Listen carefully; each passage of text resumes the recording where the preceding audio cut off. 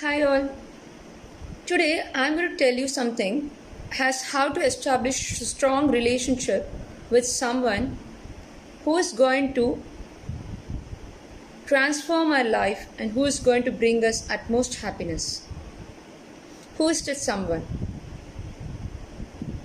Is it with your husband, your parents, your kids, or your brothers and sisters, or your in-laws? Who is that someone who is going to bring you that transformation in your life? Yes, it is you. It is you who is going to bring that happiness and transformation. How to establish a strong relationship with yourself?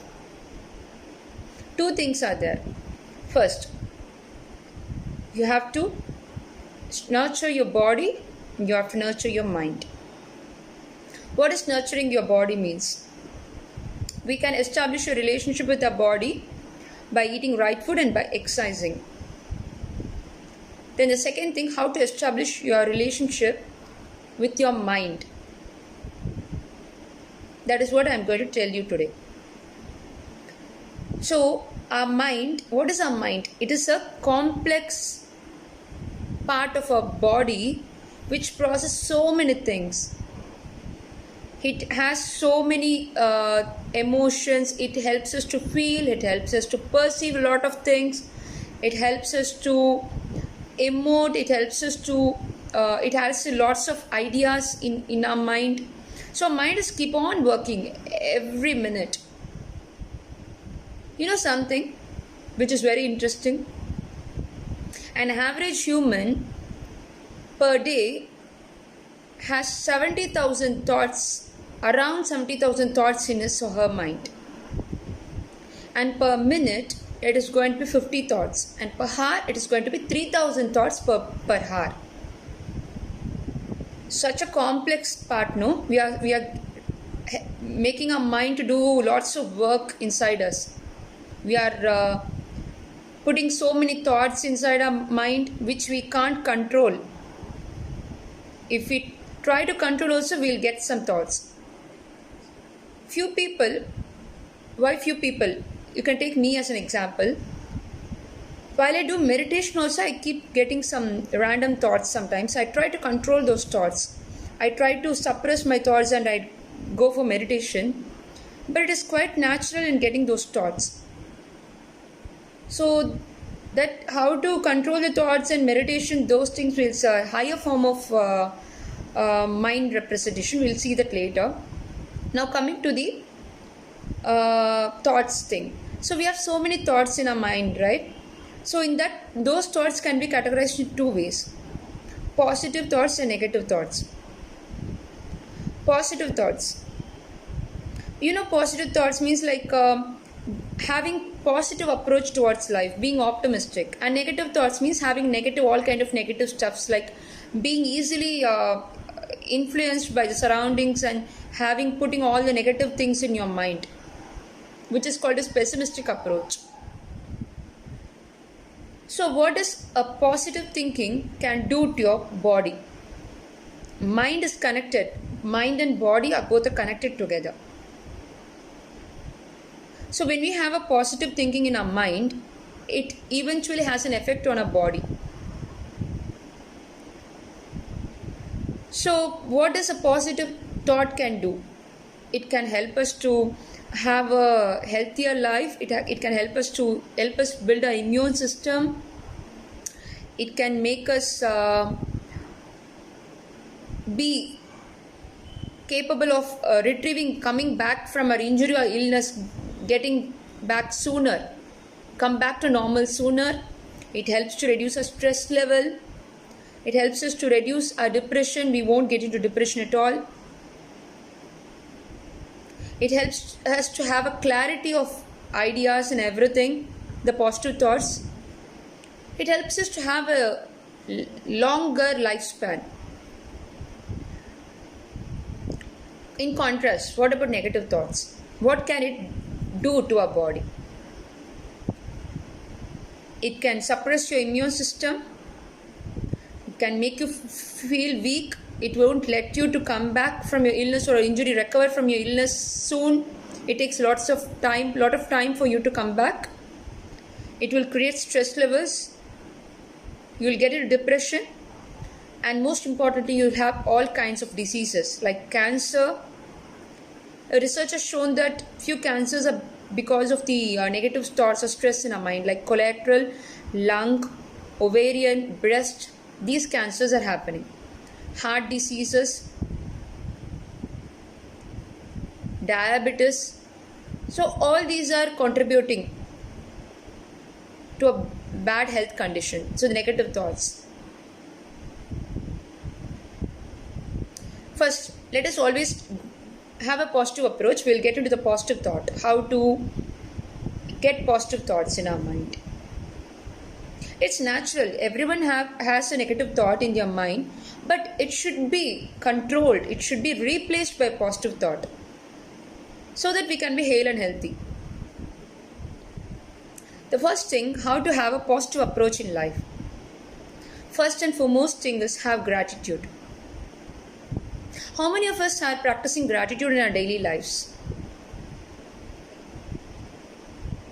As soon as you wake up in the morning, write your affirmations. In the last video, I have told about the first step to transformation, where we have to write down the fears and we have to overcome everything. You have to take everything one by one, which is very important. Now here I am telling about the positive thought. The first and foremost thing is gratitude. It's very important for survivors, for common people, for everyone. For survivors, it's important because they can recover faster from the treatment, and for common people it's very important because they won't get into any kind of lifestyle diseases. Have gratitude.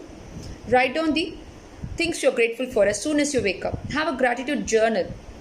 Gratitude journal means first starting your day by writing all positive thoughts.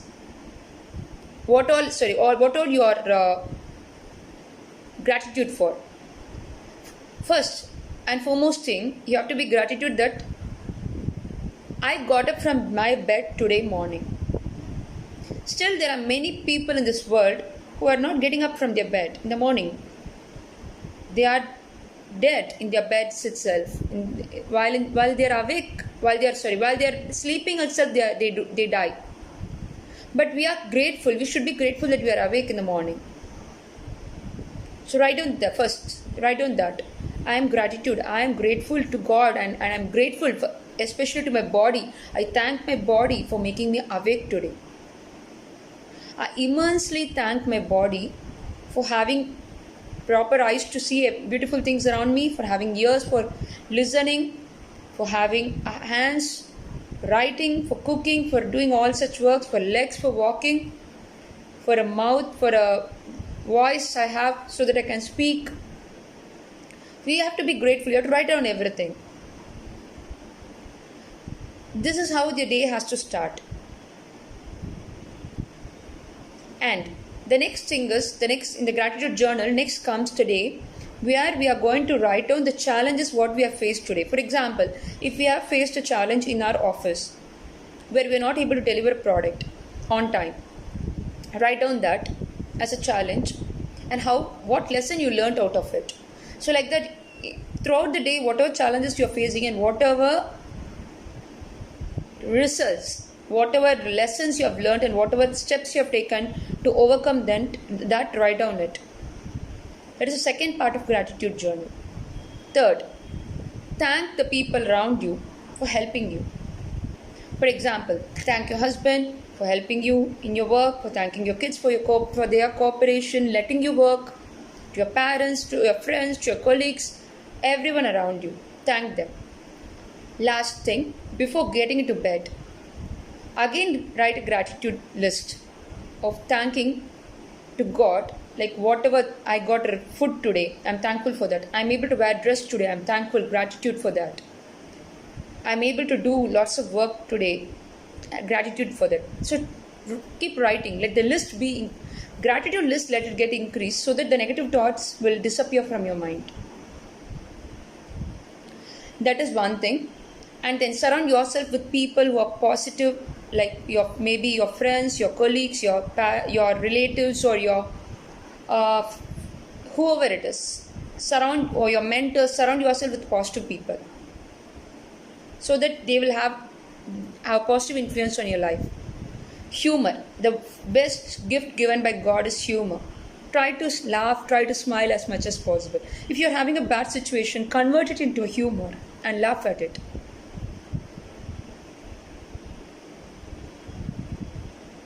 Try to laugh, try to make crack jokes out of it and come out of it. Next, identify the areas where you need to improve, which will help you psychologically, okay, which makes you think, okay, I'm not bad at it, I'm going to improve it. Write down the things, okay, I'll improve in this area. If you write down that, you will be psychologically feeling that you're positive enough, that you will get a courage to overcome that. Then, the last and foremost important thing is practicing self-talk. What is self-talk? You all would have noticed, right, that during the awakening, during the times when we are awake, or also during sometimes when we are going to bed, when we are in bed, we'll not be able to sleep. We'll have some self-talks within us, some random talks. We have to decide what kind of talk it has to be, whether it has to be a positive self-talk or a negative self-talk. It's very, very important.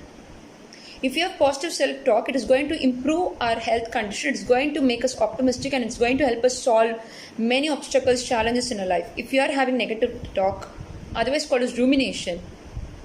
Rumination means having the same thing, thought process again and again, that negative thoughts.